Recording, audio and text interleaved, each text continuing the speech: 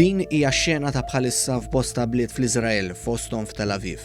Rokits interċettati minn missili oħra sparati mill-qawwiet Iżraeljani f'sistema ta' diviża magħrufa bħala Iron Dome biex ir-rokits sparati mill-militanti tal-Hamas minn Gaża ma jolqtux postijiet strateġiċi u binjiet ċivili tal-Lhud. Is-sitwazzjoni fl-istrixxa ta' Gaża wkoll hija waħda prekarja.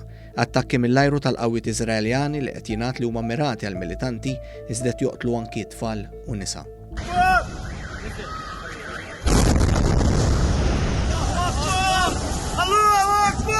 Is-soldati Iżraeljani qed jiġu mobilizzati lejn l-istrixxa ta' Gaża f'mossa diskritta bħala sinjal li Iżrael jista' jwettaq attakk mill-art f'Gaża.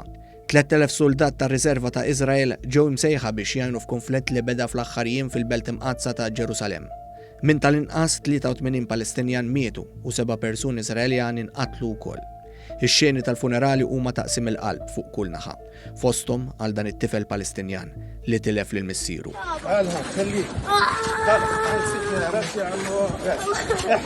Intant f'Gaża hemm ċittadina Maltija li qed tgħix il-gwerra mal-Palestinjani. Dan qalu ma' One News ir-Rappreżentant ta' Malta l-Palestina Franklina Aquilina. Għaw ftit, m'hawnx ħafna, però jidher li kollox huwa sew, ġifieri qegħdin f'kuntatt kuljum.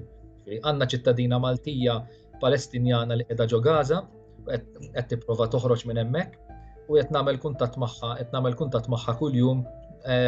Sfortunatament iċ-ċirkostanzi huma tali li ma tantx wieħed jista' jagħmel affarijiet fiċ-ċirkostanzi. Spjegalna kif il-ħsieb hu li din il-Maltija toħroġ minn Gaża fejn hemm it-Terrur. Però jiena tkellimta sa ftit tal-ħin ilu qalt li hija safe, as safe as can be, ħanajdu hekk fiċ-ċirkostanzi. U qed ħatoħroġ fil-jiem li ġejjin għan-naħa tal-Eġittu. Ir-Rappreżentant ta' Malta l-Palestina għandu uffiċċju f'Ramallah fix-xatt tal-Punent, iżda jgħix fil-Lvant ta' Ġerusalemm. Madankollu peress li t-tensjoni bejn il-Palestinjani u l-Lhud eskalat f'Ġerusalemm, huwa kien kostret li jċaqlaq u jmur jgħix f'lukanda f'żona iktar sigura tal-belt. Kont qed inżommu maġġornati bil-protesti u l-inkwiet li kien ikonna fit-triq, monti kbar ta' pulizija, kien riħa qawwija ta' drainage, ta' drenaġġ minħabba li jintefa' ilma jgħidulu skunk water biex iferrex id-demostranti.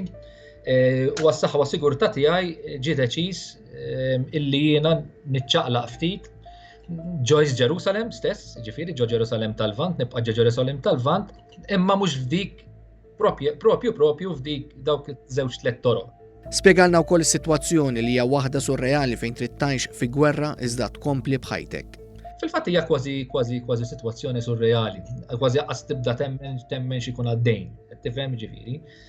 Sfortunatament waqt li qed nagħmlu l-intervista għadni kemm irċevejt informazzjoni li Tel Aviv reġa' qiegħed taħt attakk tal-missili għadni waqt li qed nagħmlu l-intervista u daħlet l-informazzjoni issa. Malta tibqa' tisħaq fuq soluzzjoni ta' żewġ stati fejn żewġ popli jgħixu bħall-aħwa ma' ġenb xulxin. Iżda x-xeni tal-ġlied juru li għadna mil il-bogħod minn meta ż-żewġ partijiet jibdew għalmenu jitkellmu. Għalissa tibqa' tirrenja l-vjolenza kiefra li ma twassal għall-imkien.